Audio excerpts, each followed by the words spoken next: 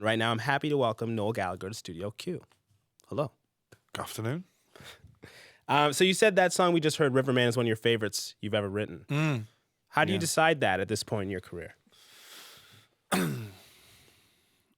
don't know. It's just a feeling that you get. I mean, this time in 2 years, when I'm back in the studio, it won't be my favorite. It'll be whatever you're working on then. I would imagine it's the same for every songwriter, that the thing that they're working on at the moment will be their favorite. You know. Hopefully. Sorry. Hopefully. Well, yeah. I mean, would anybody go in the studio and be working on a record they didn't like it? I don't know. Be like, this ranks about fourth in my cat. Yeah. As you know, but it's not bad. But yes, my favourite sounding song. Actually, favourite sounding record, I think. The whole thing is pretty good. The one that you produced. The one that I produced, yeah. Structurally, this one is different from, say, Live Forever, Riverman, in terms of, you got that solo coming in after, extended solo after that first chorus. You want to make this one more spaced out? Well, I guess because I'm an independent artist and I pay for and release my own records, and I produced it, I don't have anybody saying to me, "Well, I think it's a bit long," or an A&R guy saying, "Why does the guitar solo come in after the first chorus and then there's a big gap?" Do you know what I mean? Yeah. I'm allow myself now to follow my instincts, and sometimes they're wrong and sometimes they're right. And this album is, I guess, as close a thing to free expression as I'm ever likely to get. I designed the cover. I did all the ads and the live ads and the photographs and all that kind of thing. So I guess I've taken it to a place where I don't know where I go from here. Do you know what I mean? Because using a producer might be a backward step, but we'll see. When this tour finishes in 2086. Well, it's spaced out, but it doesn't feel indulgent. Is that a line you drew deliberately in your mind, or that's just where your instincts carried you? I have to say, I'm okay at a lot of things in respect to making music, but what I'm good at is knowing when something is finished. And I'm not that technically proficient at anything that I do. I can play the drums, I can play the guitar, I can play the keyboards, I can play the bass, I can sing, but I'm not great at any of those things. So there's never a chance for me to showcase any of it because I've got nothing to show. I'm a composer, right? Yeah.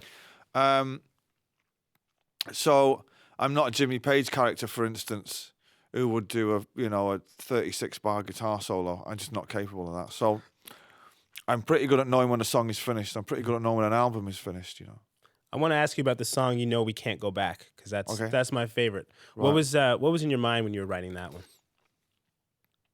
Let's see if I can remember. Tell me if I'm way off base here, but I hear some Motown. Yeah.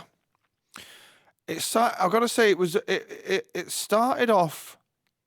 My drummer, who is a brilliant drummer, he came up with the beat. I think it was more of a rock song kind of thing when it in its incarnation, and he changed the beat of it. And there's that kind of driving thing, yeah. It's funny because when I was playing that song to people at my label who run my label for me, and I was kind of thinking, well, this could be the first single. It sounds great, and everybody was like, yeah, I don't know, and they kind of put me off the song until the first night of the first show, and the place exploded, and I kind of was like, I knew it, I knew it was great, and it continues to be a big part of the set now. But it's a song essentially about a boy and a girl, or two friends deciding that they're going to leave the city, and one of them saying to the other, if we leave, we can't go back. Which is a thing that's at odds with the title of the record. Yeah. But certainly one of my favorites. Yeah.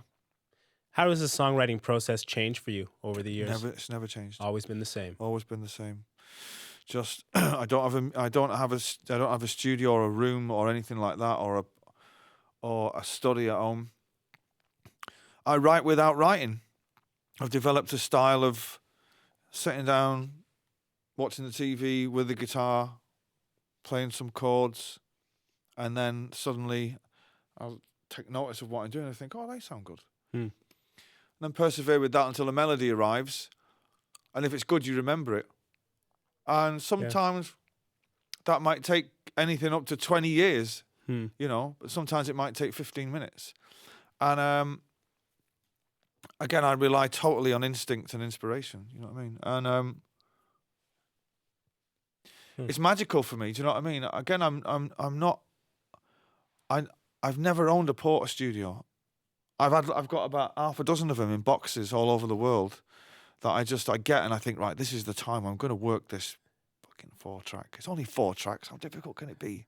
You know, and I kind of get out and with the best will in the world, I open the manual and just go, I'm already bored. I can't deal with it. So I play by memory and just, you know, if it's good enough, it'll stick and I don't need to record it. I read you said something really interesting once about how songwriting is like fishing. And you feel like yourself and other great songwriters are fishing from the same pond, so to speak. What did you mean by that? Well, Keith Richards says that songs they're already there, fully formed. You've just got to, you know, he thinks they're in the air, you know. Neil Young calls it waiting by the rabbit hole. And he likens songs to like rabbits sticking its head out a hole, and you just got to be ready to catch it. We all think that songs are there fully formed, and I'm just in the river fishing. Sometimes you get one, and sometimes you don't, you know. And but if you're not fishing, you know, Bono's going to get it, or Chris Martin. Do you ever hear one by maybe one of those guys, and you say that should have been mine? All the time, yeah. It's like I remember when I first heard "Yellow" by Coldplay, and I thought, one of mine. And you know, like every Breaking Wave on the new U2 record, you just think, wow, I could have had that one, you know, if I'd have been there that day. Have you ever written one where you said, aha, I took that one from so and so, that they're going to be jealous of that one? No one's ever said it to me. Songwriters are kind of quite competitive with each other. No one's ever said it to me, but I would imagine there's a few. Yeah. Like Live Forever, maybe Don't Look Back in Anger, Champagne Supernova. Ballad of the Mighty Eye. Actually, Chris Martin did call us for Ballad of the Mighty Eye and was like, you bastard. So, yeah, I imagine there's a few. As I mentioned earlier, you produced this record too. I want to talk about producing. What was that experience like? Okay, so the main difference between having a producer and not having a producer is this. I'm gonna break it down for you. When you go into the studio and you record a backing track, and there'll be the bass drums and maybe one guitar. With the producer, you all sit there staring at the speakers, and you're sitting behind the producer on a couch, and he's kind of sitting there. You play the track, and he kind of turns around in his chair, and he'll say, "It's good, it's good." But that bit on the 84th bar, and then we can tighten that little bit up, and maybe we should do another take and do that, and you kind of sit there and talk about it for 4 days. When I'm producing a record, this is what happens. You do the same backing track. Yeah. I sit there and listen to it, and I think, well, I'm a fucking genius. Because clearly, this is one of the greatest moments in rock. And I just wish there would be other people here to share it with me. But alas, I've decided to plough a lonely road. And I'm afraid they'll just have to wait for the record to come out. That's basically what it boils down to. So you enjoyed it, in other words? I did enjoy it, yeah. I liked it, yeah. I was kind of... all the producer mates I know, I'm just like, you've been fucking blagging it for years, because clearly I haven't got a clue what I'm doing. But listen to this. You know, there was there's like producers these days have been put in charge of the music business. When did Rick Rubin be in charge of every record that's ever made? You know, and it's all about the producer. And I stand to refute that. It's not about the producer, it's about the song and the artist. Was there anything you missed about having a producer? I got to say, on the flip side to that is you miss the shared experience of the two of you making like when I worked with Dave Sardi, who's a good friend of mine, and the shared experience of actually getting to the record coming out and then it being successful and emailing each other and saying, oh, wow, you know, well done. And yeah, that's great. But technically speaking, sometimes a producer can make you second guess yourself. I'm not saying anybody I ever worked with did, you know, but they can say, really? You'd be playing songs to them on acoustic guitar and they go, Yeah. don't know about that. And so it has its benefits and it has its, its cons as well. Well, one collaborator on this album, not a producer, but someone you worked with, was Johnny Marr. You haven't been shy in terms of your praise for Johnny Marr. What was that experience like working with a real hero? Oh, great. I mean, I've known him for a long time. He was one of the first people ever to acknowledge Oasis, And I got to a point in this track, and there was the bits that he plays on, the specific gaps in between the singing, and I was trying to do something. It needed a guitar thing, a very distinctive style, and I couldn't do it. And producers have said this to me down the years on various tracks. You know what this thing needs? Do a Johnny Marr kind of thing. And it's just like, well, I can't do a Johnny Marr. I can get Johnny Marr to do it, And so in this particular track, I tried different things and I failed myself, sadly. And so I called Johnny and I said, would you be up for doing this track? And he said, yeah. And bizarrely, he didn't want to hear the track before he came down to London to do it. And he didn't want to know what key it was in. He didn't want to know what it was called or what the style was or anything like that.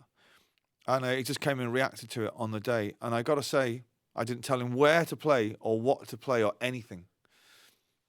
And it's an uncanny thing that he nailed it within, he didn't nail the actual take within about 10 minutes, but the first thing he focused in on, that was it. And I was like, it's amazing. And he's a truly great guitarist in the sense that he can make it, he does that thing, he can make it talk, Well, we're talking about Johnny Marr from the Smiths, and that's not a simple chord structure you have in that part there either for him to play over. No.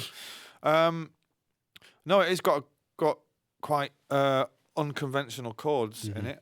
So funny enough, when he came and he started playing it, and guitarists will know this, it's in G minor. It's a dreadful chord. It's awful. It's just awful to play. And so he turns up and he's playing away and he went, oh. I said, it's in G minor. I said, well, I was going to tell you, but he told me not to tell you. And he went, oh, fucking hell, G minor. And it's, but he is, he's a special guitarist, truly. In what way? His creativity? Nobody plays like him. Okay, so you've got the traditional great guitarists, Jimmy Page, Jimi Hendrix, and Jeff Beck, but they're all essentially playing the blues. Now, I can't play like those guys, but a lot of guys that you see in blues clubs can play the blues. Yeah. Johnny came up with something else. He doesn't play the blues. He can. I've seen him do it. But he doesn't do that. He plays something that's very romantic and English almost. But there's a bit of Nile Rodgers in there and there's a bit of funk in there as well. He'd probably be able to and would love to explain it to you as well, by the way, better than I would. But he's got the magic. He's got the magic. I like that description that you gave. Thank you. You notably don't write songs with anyone else, but would you ever make an exception for Johnny Marr? I definitely have a go one song at a time. I'm not sure I would attempt to undertake a huge project, but yeah, I would have a go. I would have a go. Yeah. I mean, I've only really written songs with 3 people: Paul Weller, the Chemical Brothers, and Goldie. I don't know if you're aware. Goldie's a drum and bass artist. I was. It's not something that I think you have to have the collaborator's gene. Do you know what I mean? Yep. It's Weller does it all the time, and he's very comfortable with it. I'm not. I'm too impatient and too. Is it that the details of a song make a song great to you? And so if somebody else tries to take over those little details, the song suddenly falls apart? I'm better at being given a backing track, and could you add your bit to that? I like doing that, but I've sat in studios with Paul Weller and the pair of us with guitars across from each other, And unless you've done it, it's either going to work or it's not. And when it's not working, it's kind of like, ooh.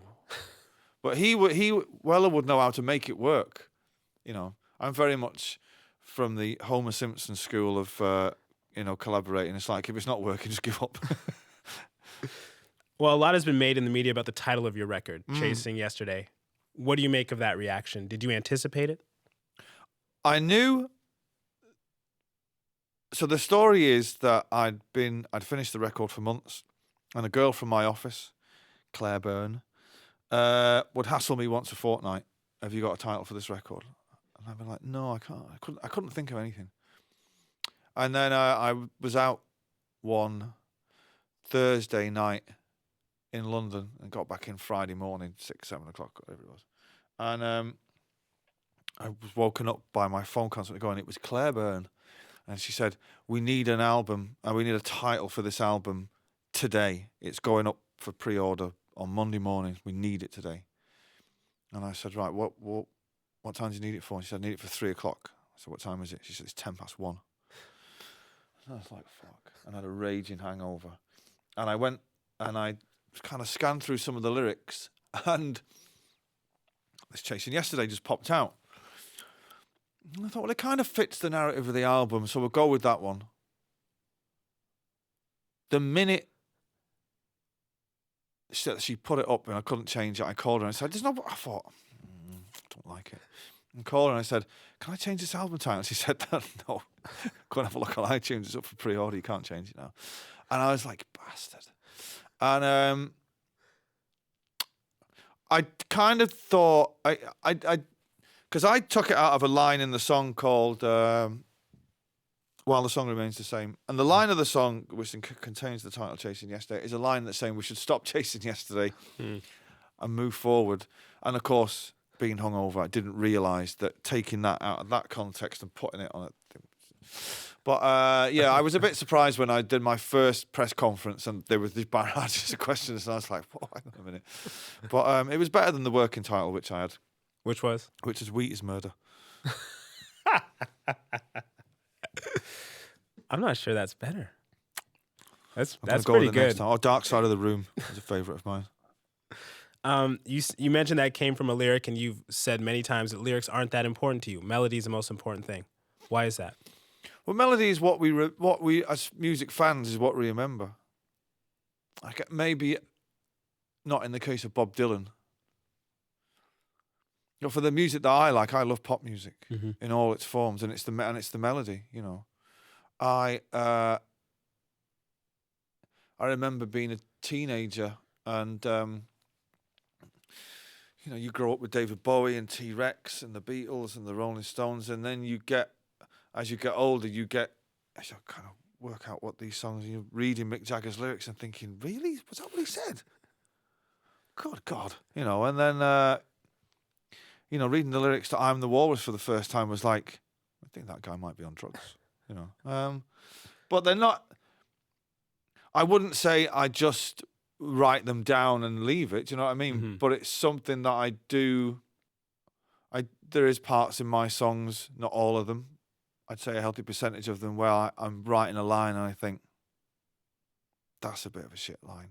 But it sounds good and it gets me to the next place. So I don't get hung up on being profound or anything like that.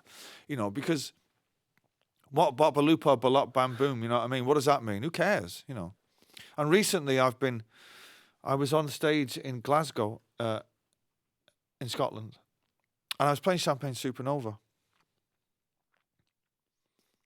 And I was thinking, what is this song about? What does it actually mean? I don't even know what it means. You know what I mean? It doesn't really mean and I look up from my guitar, and there's just a sea of people on each other's shoulders. Some of the guys topless waving their shirts around the edge. You just think, you know what? It doesn't matter what it means. What do you suppose it means to them? Well, although I'd like to do this at some point, is stop the gig and go, can I just get a straw? What is this? What? Anybody? What does it mean? It's just like I leave it to magic. You know what I mean? I don't know. I don't know what it means. It meant something on the night that I wrote it. I've long since forgotten what it was. But when you see that, it doesn't matter what it means. It means something to them. It's either And because these people were so young, they're only like 15, 16, it can't remember, you can't bring back memories. They're not old enough to have memories. They're young, do you know what I mean? Yeah. So it's something that's been passed down. So I don't really get hung up about it. For instance, in 1994, I come off stage at a gig in Paris. I go back to the hotel after the party or whatever. I write this song called Don't Look Back in Anger. Never think anything of it. I write it. It's a good song. It sounds great. Thinking, wow, that's going to be great with the band. I can see it all now. And I leave it to one side. I don't think anything of it. I carry on tour. If I'd have known that night that song would be played at weddings and funerals and people would cry over it and all that, it's lasted for 25 years and it's become like this hymn, I'd never have finished it. There'd be too much pressure on the song. So anytime I'm getting hung up about lyrics, I think back to that night and think, you know what? It doesn't really matter if they're great or not. It's just, if it touches somebody, then that's all that matters. Because Sally, what? Who? Never met a girl called Sally. Where's she going? Fuck knows. Who's walking on by? What are they walking on by for? I have no idea. You know, it's the people that make songs great, not the writer. That song became great, not for anything I did. I only wrote it. You know, the people have taken that song over 20 odd years and made it into something that, so I don't know, it just belongs to them now. Do you know what I mean? And it's a brilliant thing. In terms of that magic, the magic that makes the people take a song and elevate it, is there any lyrics that you've written that you thought you wrote pretty hastily that struck you later as actually quite profound? Yeah, there's bits in Live Forever that are great. You know, we see things they'll never see. It's about two friends. You know, the shared private joke or the you know, there's that. But I think my lyrics have got better. I think there's some on this. The lyrics of The Dying of the Light are great on this record, and there is another one. While the Song Remains the Same. I can't really afford the time to because they're so some of them are so personal to me. Yeah. And I refuse to talk about it in any great length because it spoils it for other people. I remember, you know, reading an interview with, or listening to an interview with Paul McCartney, and he was telling the story of Martha, My Dear. It was about his dog. I was like, fuck, no. What? And it's about his dog. And I'm like, it's about your dog? The fuck? Don't tell me that. I thought it was like, oh, no. It done my head in, do you know what I mean? So I made a point from that point onwards. It's like, nobody knows. It's what it means to you that counts. You play a mix of songs from your catalog on this tour. How do you decide what makes the cut? Well, it first starts with the new record. I'll go through all them, and it becomes apparent which ones are going to sound good and which ones are going to work and which ones are not. And then I just try and balance it out as much as possible. You know, so I work out that I play 21 songs. Yep. So if there's been 3 periods of my musical life, that's Oasis, first solo record, and this one. So we kind of divvy that 5, cut those up to 5 song sections each. And then just see which ones work, you know, and it changes a little bit, but not a great deal, you know. I've been struggling with the encore for this set up until last night, you know. I think I finally got it last night after 140 shows and, you know, playing to God knows how many people. But I don't, as long as I get to play what I want, I don't mind playing Oasis songs, or as people call them, Oasis songs. They're all my songs. I wrote them all, so I don't mind. Do you know what I mean? Yeah. And you know, I could easily foresee a gig in the future where I do just Oasis songs. You know, just for fun. Do you know what I mean? So I try not to overthink it that much. Do you know what I mean? There was 5 singles off the first solo record. I'll play them because they were all great, and then it kind of becomes apparent, you know. There are a lot of artists that don't like to play their older hits that have had the longevity that you've had. What do you think of them? There's a lot of artists that don't like the songs that I do. I'm sure if whoever might have written "Don't Look Back in Anger." What are you going to do? Put that one to bed? I'm afraid there's no way. I wouldn't get out of the building alive if I didn't play "Don't Look Back in Anger." Yeah. So, and I don't think you should rush too far away from your past. Anyway, I mean, it's not, each artist they're individual, and it depends where they've come from. Do you know what I mean? And what those songs mean to them, and what it means to their audience, and all that. I really don't mind. I don't mind as long as I get to play what I want to play, which newer stuff. Yep. Then I'll play old stuff for the people. I mean, it's like when you go and see Paul McCartney. When I go and see Paul McCartney, I'm fucking not really with the best will in the world. You know what I mean?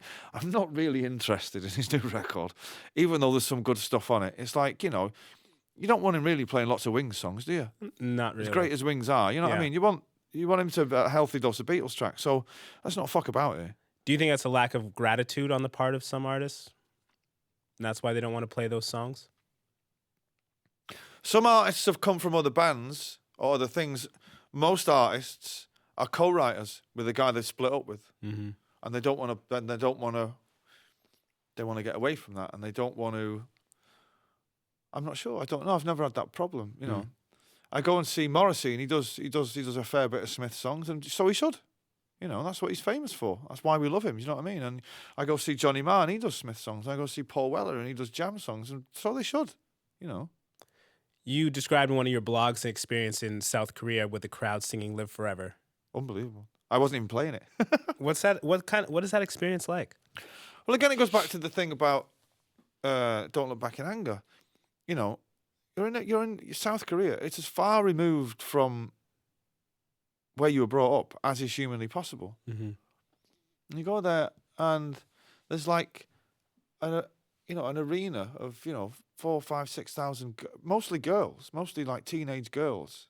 Teenage. Yeah, it's unbelievable. I don't know what the fuck I did to do that, but I've kind of been looking for subliminal records in messages in my records, thinking, I don't know what it is. And they'll sing "Live." I don't play it because I can't do the song justice. You know what I mean? In between the encore and the end of the set and the encore, they'll just sing it, all of it, word for word, for their own amusement. But it's an amazing thing. It's like if I thought, growing up, that these people on the other side of the world who don't even speak English, do you know what I mean, have taken my music and it means so much to them. I don't think I'd have even started writing songs. It'd be too much pressure on it, do you know what I mean? Which is why, I go back to what I was saying before, it's like I don't overthink anything I do. I stick it out there, let the people decide, But when I go to South Korea, though, it makes me quite sad because they're such innocent. It's a great place. And they've got such a fun-loving spirit. They're completely different from the Japanese, who are quite conservative. And these people are really fun-loving and they express themselves. And it's obviously a Korean thing, which must mean that the North Koreans, the people, are the same, and they're being oppressed by the fucking communists. And that makes me kind of sad when I go there, do you know what I mean? But there are... I bring a brass section on tour, and there would have been no point bringing it to Korea. They just sing all the parts. You can't hear yourself play. It's unbelievable. They're great people. You said you wouldn't have felt like you could do the song justice. What did you mean by that? There's some songs that I do, which are clearly better sung by Liam. Do you know what I mean? So I just won't attempt them. There's no point. I wouldn't do Some Might Say and Slide Away and Live Forever and all those things for the sake of it, just for doing it. Yeah. I have to somehow believe that I'm doing something credible with it, So I wouldn't attempt to Live Forever as much as they do badger me on tour, but it's not going to happen. And how are you adjusting to being a front man? Well, you better ask people to come and see me. I don't know. I just don't. I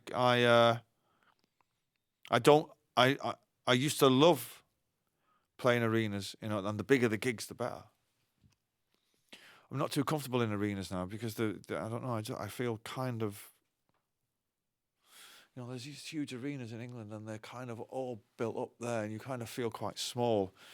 And I like it though. Like last night was great because the audience are kind of quite there, and there's a thing going on, and you know,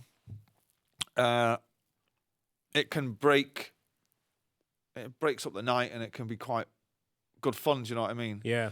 Although I'll never get used to, particularly on this continent, guys turning up in shorts and flip flops. I mean, what the fuck? If people are clearly on their holidays, it's like, you know what I mean? Put some shoes on, put some socks on, and then put some jeans on, and then come to the gig.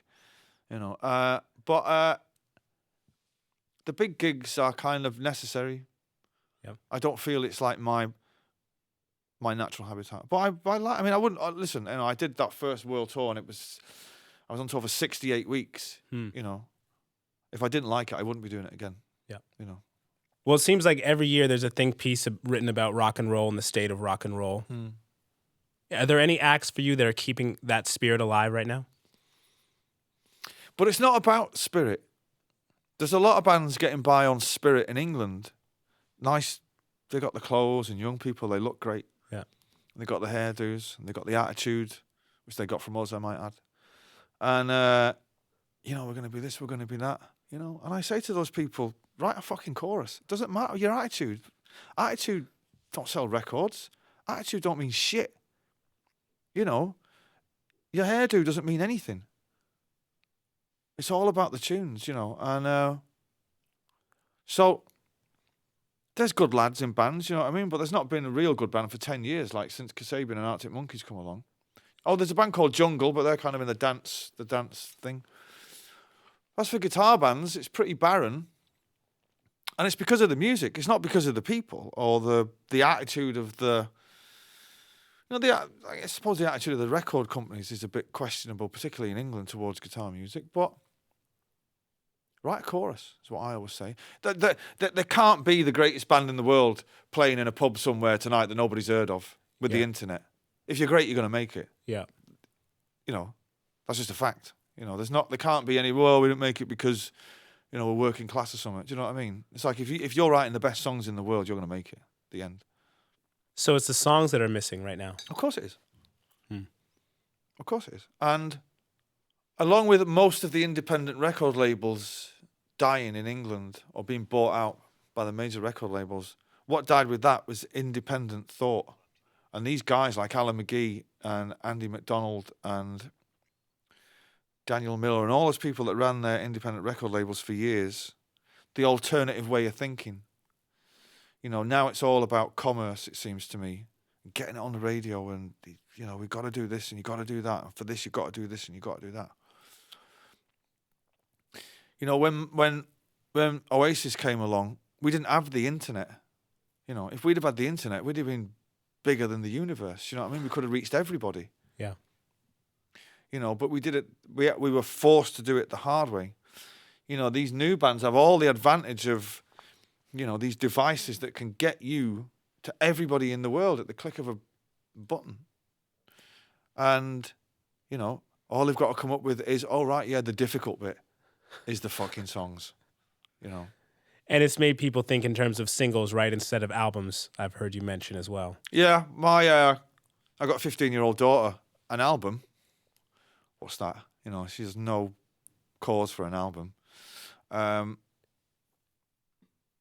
Music is in a funny place, you know. I mean, I look at my daughter, she's 15. She's the future, if you like, of pop music or what have you. If it's not on her phone, it doesn't exist. It doesn't exist. I'm going to tell you a funny story now about, she was at my house one night, and I came in late, and it was kind of 9 o'clock, whatever. I was supposed to have dinner with her. And she said, oh, where have you gone? I said, I had to work late. And she said, oh, why? What are you doing? I said, oh, I had a meeting about the artwork for this record. And she went, about what? And I said, artwork. And she went, what's the artwork? Artwork? And I said, yeah, the artwork, you know, the cover. And she went, what's that? And I was like, wow, this is amazing. I said, you know the little picture on the thing? And she said, yeah. And I said, well, that's about that big. And she went, you have meetings for that? And I was like, and fucking spend $100,000 doing it. She's like, wow, that's amazing. Do you have meetings for that little picture? I'm like, unfortunately we do. And she's like, why? And I'm thinking, why indeed? You know.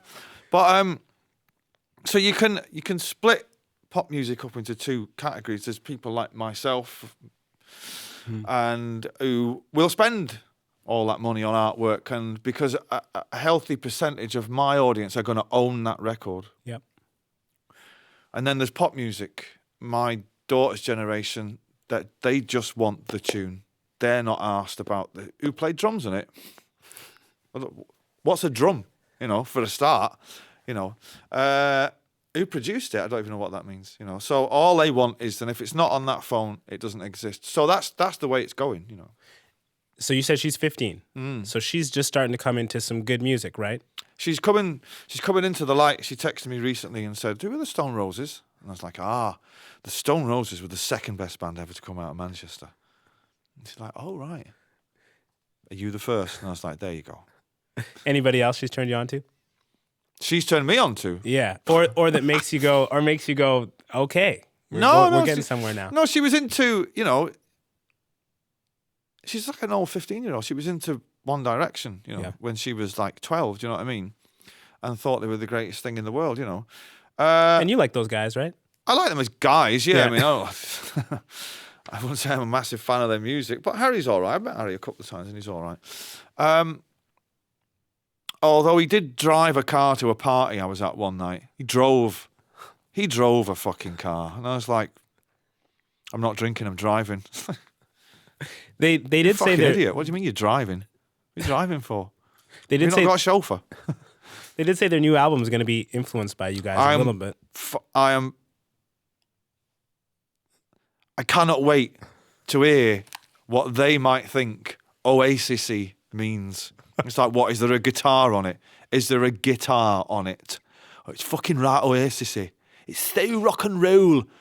You know, there's a guitar on it. Fuck me. I'm thumping to hear it. I can't wait. Imagine if it's brilliant.